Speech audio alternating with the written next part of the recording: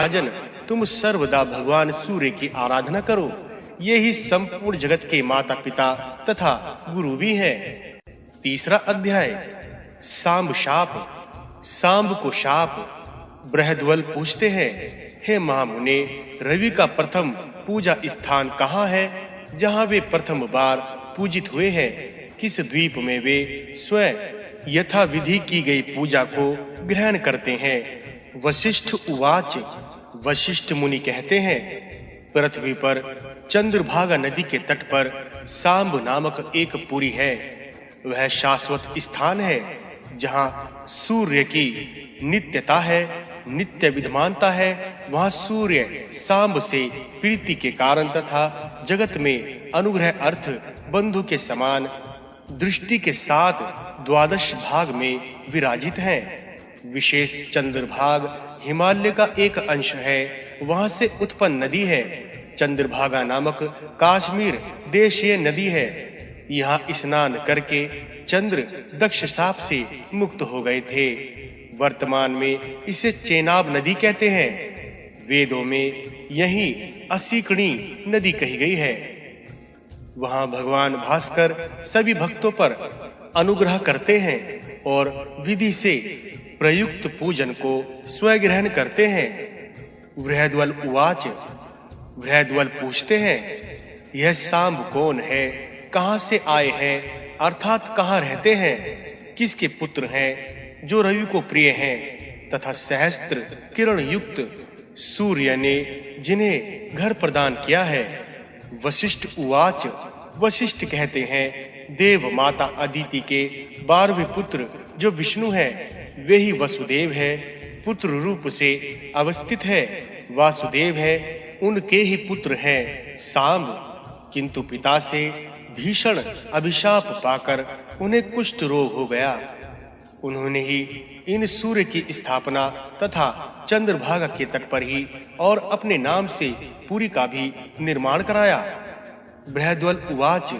बृहद्वल पूछते हैं, पिता द्वारा इनके आत्मज पुत्र क्यों अभिषिक्त हुए? अवश्य ही इसमें कोई विशेष कारण है, जिस कारण से पिता ने अपने पुत्र को ही शाप दिया है। वशिष्ठ उवाच। ऋषि वशिष्ठ देव कहते हैं, हे राजन, तुम सावधान होकर सुनो। उनके शाप का कारण कहता हूँ।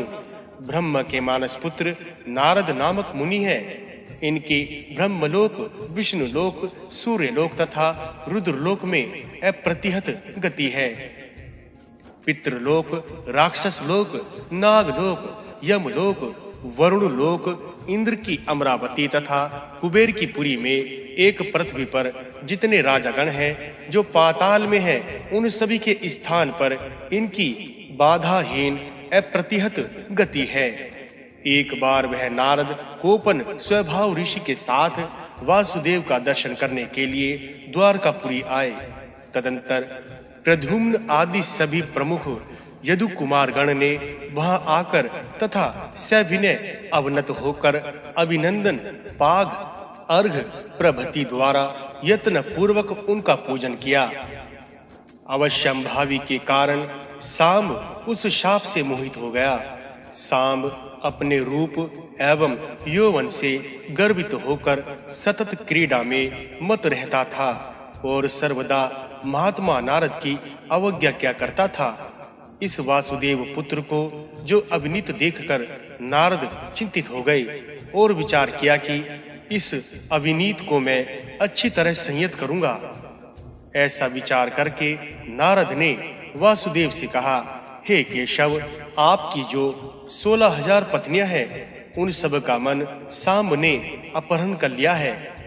हे पुंडरीकाक्ष, रूप यौवन युक्त सांब का रूप चराचर में अतुलनीय है, इसलिए सभी स्त्रीगण उसे देखने की इच्छा करती हैं, यहाँ तक कि आपकी पत्नियां भी। वशिष्ठ उवाच। वशिष्ठ कहते हैं, नारद की यह बात सुनकर भवित्यवता के कारण ही वासुदेव ने बिना कोई विचार किए नारद से इस प्रकार कहा। वासुदेव उवाच। वासुदेव ने कहा, हे नारद, आपने जो कुछ कहा है उसका मैं तनिक भी विश्वास नहीं करता। वासुदेव का यह उत्तर सुनकर नारद ने प्रत्युत्तर दिया, मैं वैसा ही करूंगा जिससे आपको विश्वास हो जाए। वशिष्ठ उवाच, ऋषि वशिष्ठ देव कहते हैं, ऐसा कहकर नारद यथा अभिलाषित देश को चले गए।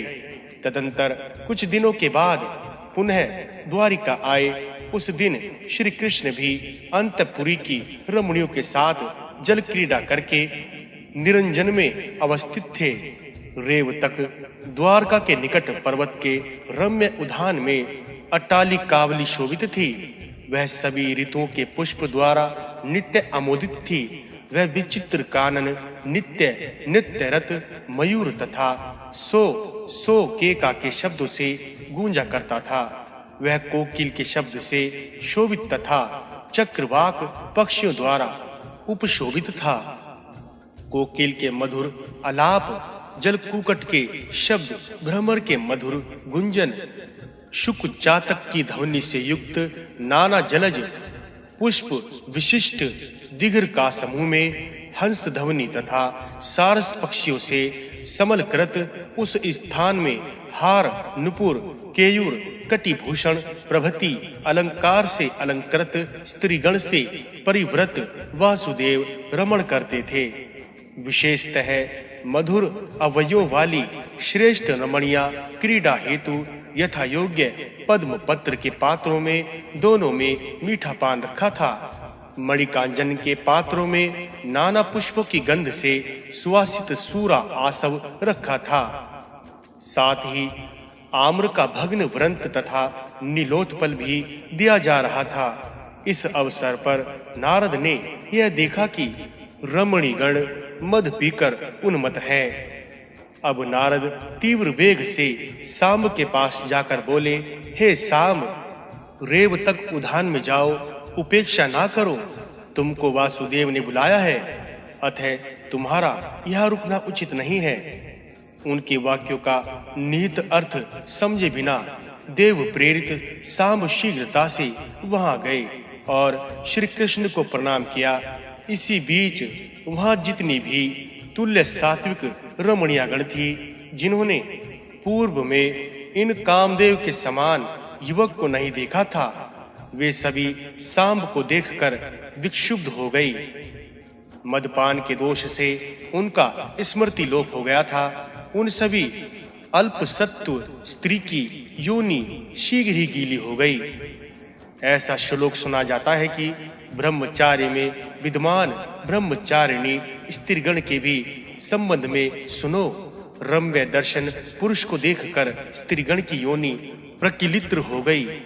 लोक में भी सुना जाता है कि अत्यंत मधु सेवन से सतकुल में उत्पन्न लज्जावान रमणीगण भी लज्जा छोड़ देती हैं। इस प्रकार मांस भोजन, मधु सूरा, आसव पान, सुगंध द्रव्य तथा मनोज्ञ तथा वस्त्र से स्त्रीगण का काम भाव प्रकाशित होता है। अतः यह समझकर मंगलकामी विज्ञजन की कुल स्त्रीगण को अत्यकल्प मद भी देना उचित नहीं है। वशिष्ठ उवाच, ऋषि वशिष्ठ देव कहते हैं, तदंतर नारद भी शाम को वहां जाने के लिए प्रेरित करके शाम के पीछे पीछे वहां पहुंच गए। गुरुदेवर्षि नारद को आया देखकर मदविहिल युवती गण सहसा उठकर खड़ी हो गई।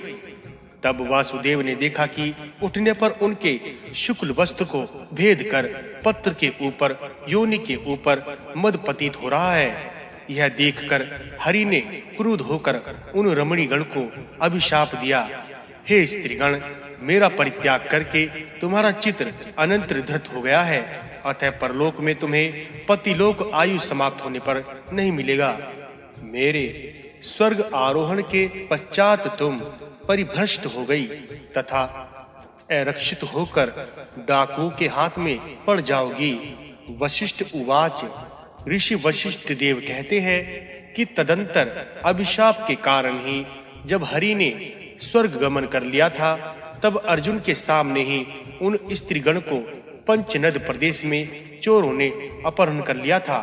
पतिव्रता रुक्मणी, सत्यभामा तथा जामवती के अतिरिक्त सभी को यह अभिशाप लगा था। इस प्रकार से इन स्त्रीगण को शाप देकर भगवान